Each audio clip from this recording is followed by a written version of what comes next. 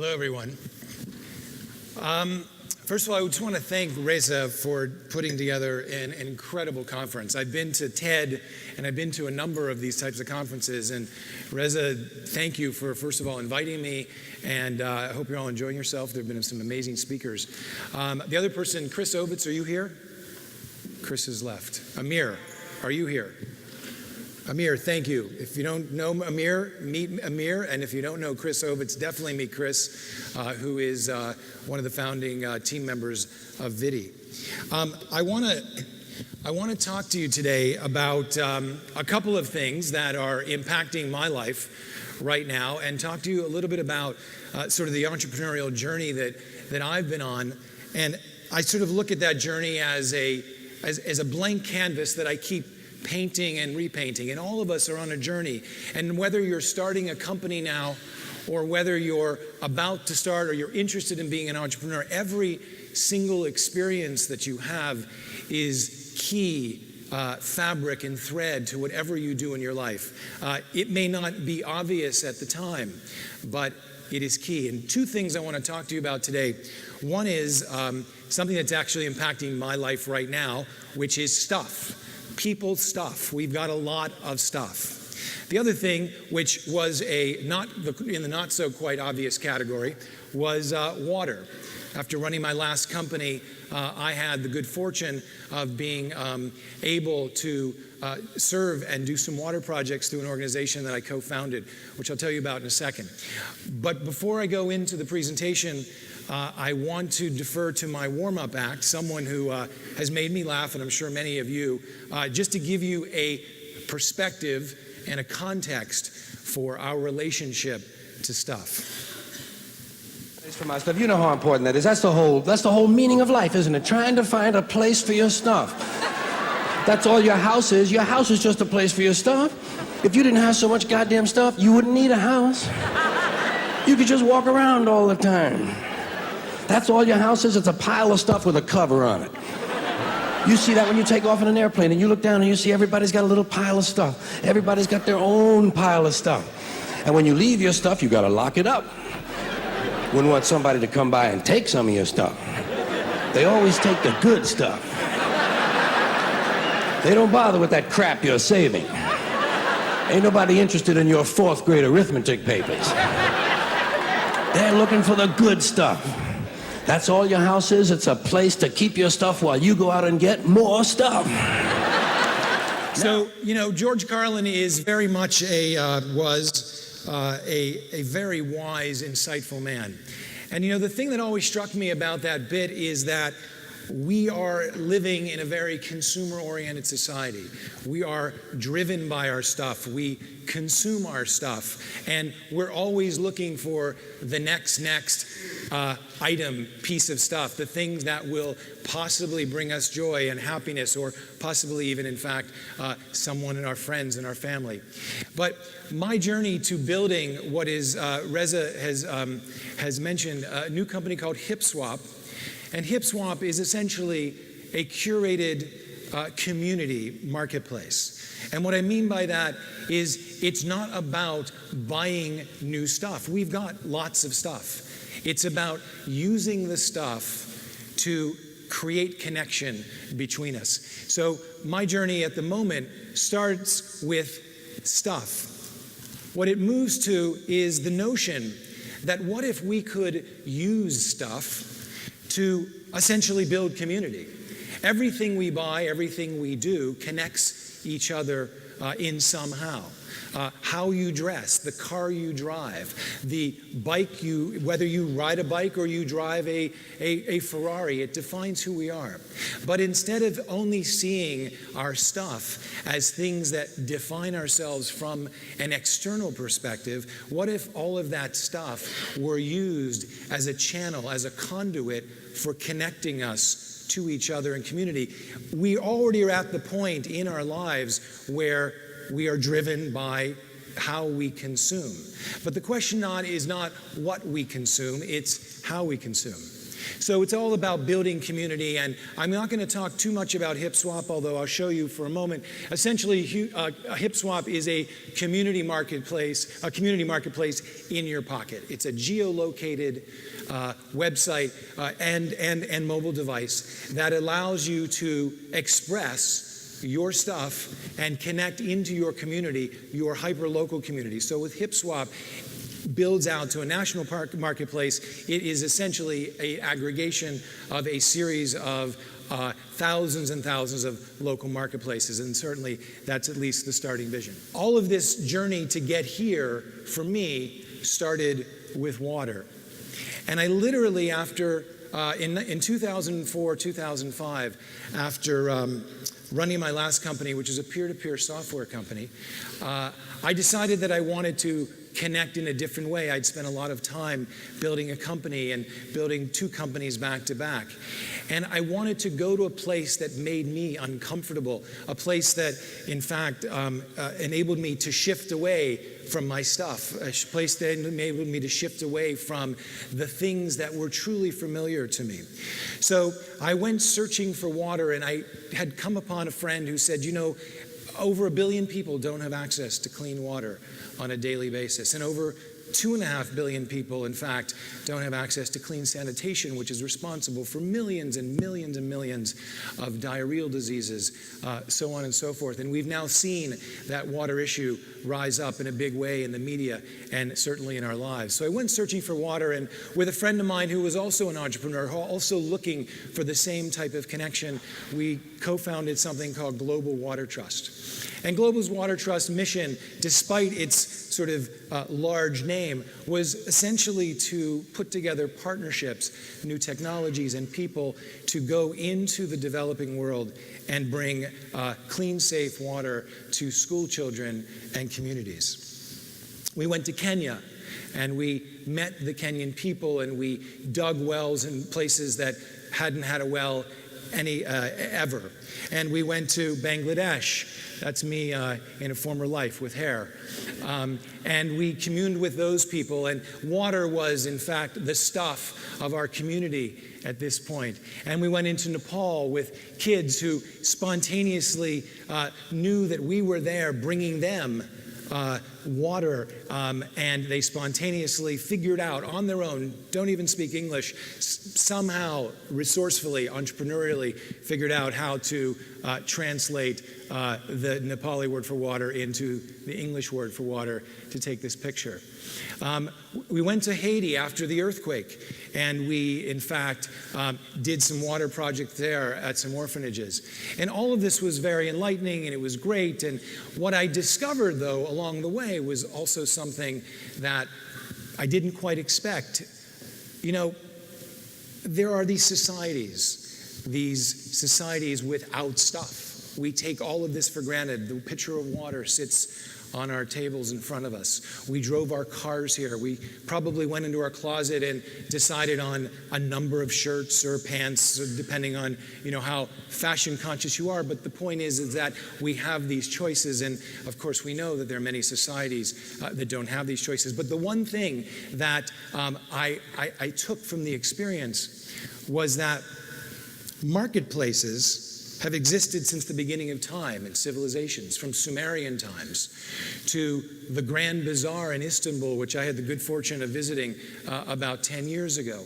It's these marketplaces that actually build community, that people congregate around in order to commune with each other. And while they're there to make a living and to sell stuff, at the end of the day, when the tea happens between the buyer and the seller, when the dinner happens between the merchants that congregate in that marketplace every day, the fabric of life starts to bloom and to blossom. But in societies where there is no stuff, and I want you once again to think about stuff as not something that you consume and dispose of, but something that, in fact, as you think about it in these ways, will help you to consume and see in a much different way all of the tangible things that we take for granted on a daily basis. But when you go into these societies, this actually is a an empty marketplace. This is kind of like their swap meet. And the thing about empty marketplaces is that empty marketplaces give way to empty communities. So the men in Kenya would sit around and they'd have nothing to do.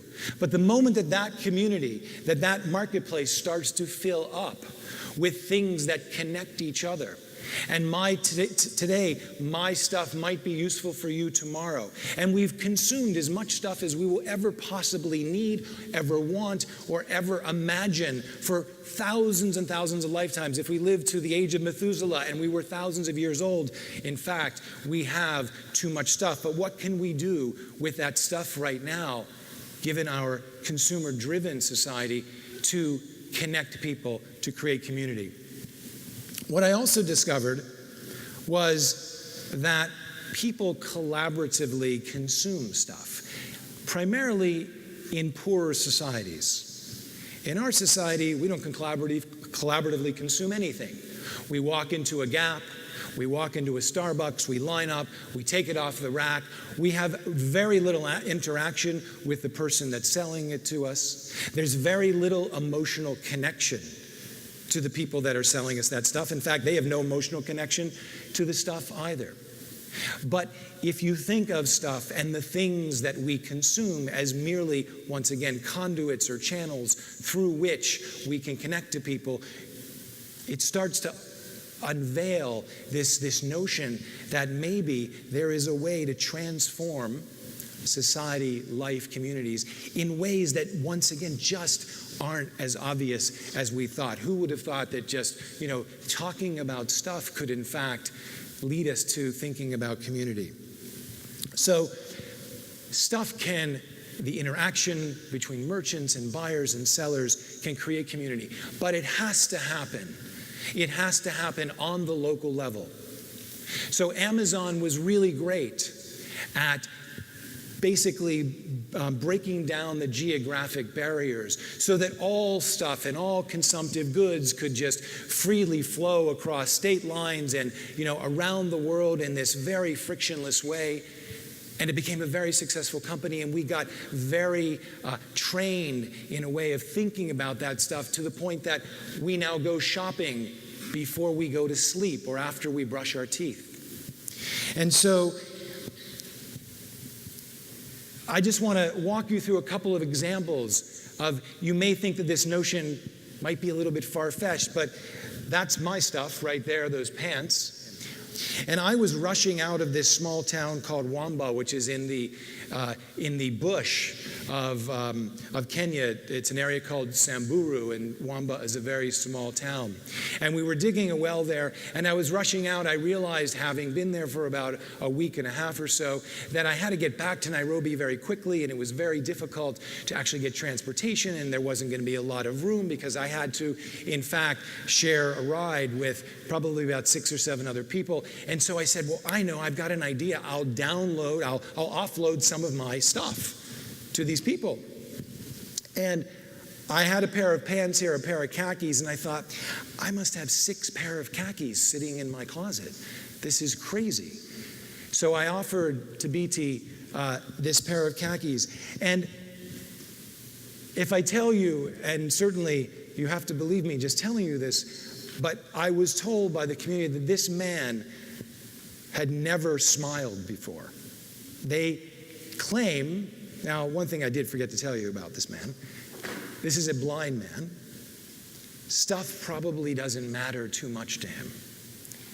But to BT, the true man, accepted the gift. And it wasn't so much that I was just some great, generous Westerner giving my pants. I mean, truly, it was a very selfish act on my part, but BT actually accepted these pants graciously, and his face lit up. And it wasn't so much probably that BT, if you went back to Kenya and to Wamba right now, is wearing those pants. Maybe he is, maybe he isn't. But it was that moment of connection for someone who had never experienced something as, in his probably world, generous as a pair of pants that would actually cover his legs from the fleas and the mosquitoes and all the bugs that infect Kenya. That's me making stuff. When I was there, you learn when you do these humanitarian missions that you're really a welcome guest there to the extent that you've got something to offer. And as it should be, you're in their world. You don't speak their language. It's not part of your culture. And so you come graciously to their community. And so I was asked to be part of actually was asked to be the, quote, honorary adoptive parent of two 14-year-old boys who at 14 go out into the bush for 30 days, and they have to slay a lion, and they have to come back with the loins, the skins of that lion on their backs with homemade bows and arrows. They collect all stuff that they could possibly get out in the bush. They start with nothing. So the very first thing is to actually bestow upon them some stuff. But that stuff has more meaning to them than just some consumptive article of clothing, and in this case, a pair of shoes. These are some Kenyan women who I was able to take a picture with only after they were able to sell me lots of stuff. And I brought lots of those beaded necklaces back, which are quite extraordinary and beautiful. And yet, once again, it was those beaded necklaces and bracelets that I was able to buy that created connection and community. Now, I'm not suggesting that the only way to create connection and community is through stuff, but I am suggesting that our stuff is extraordinarily integral to how we move through our lives. So, stuff drives connection into community. We spent lots of time here with these Samburan women. These Samburan women were not part of the water project we were doing. Once again, I connected with them through the marketplace. So the marketplace became the community, the connection, the channel, and the fuel for our connection and our experience. In America, we tend to overconsume stuff. We often use stuff, and stuff often drives us to disconnection, even amongst the most alienated. And here's a woman who obviously is homeless, and she is, in fact, still surrounded by her stuff. But stuff can re-engage community. It can re-engage community if we're conscious about it. As Thich Nhat Hanh says, peace is every step, and every moment that we take an action, every intention that we set is critical to the value of our lives and the lives of others. So it is not what we consume, it's how we, and I will sort of posit, how we collaboratively consume, how we raise the consciousness and the bar on all of the things that control our lives from the external point of view, from the consumptive point of view. And the reason, I think, is because, in a sense, like Tabiti, like the women with the necklaces, our stuff matters. It matters to us. We made a choice. We made a choice to buy something. It might have been an unconscious choice, but we made a choice. And here's why it matters. Essentially, our stuff has no innate value. A shirt, it might seem value to us at the time. A car, expensive, cheap, it might seem valuable to us. But it has no innate value in and of itself unless we connect it to our friends and our family and our community. And that's where stuff becomes truly valuable and relevant in our lives. And it enables us to meet each other and to meet each other in community. The same community that we were able to engage with, like the Kenyans. Or to take this now one step back, the great collaborative consumption communities that are popping up all over technology and commerce, like Airbnb, like Zipcar. Hopefully one day, HipSwap, you'll be selling and buying in a communal environment and experience on HipSwap. We like to think of this as the stuff economy, but the stuff economy is really about the collaboration economy. No longer is it good enough to simply walk into a store, have absolutely no connection to the downstream of where that stuff came from, but the stuff that is meaningful. And you see companies like Etsy coming into, and now they're around for, I think, 11 years now. It's a collaborative economy. It's a collaborative community of stuff that matters to a certain type of person, in this case, people who are into crafts. So HipSwap's attempt will be to address this, not so much from the standpoint of making billions of dollars selling or transacting around other people's stuff, but being completely connected to the community. And as we show up in the community, which we are starting to do, we are actually pre-launch, but we've done a lot of community events, and we've now started to notice, based upon our branding, which you can actually see on our Facebook page, but how we try to help people experience a lifestyle and experience entertainment through the notion of their connection to their stuff. Thank you very much.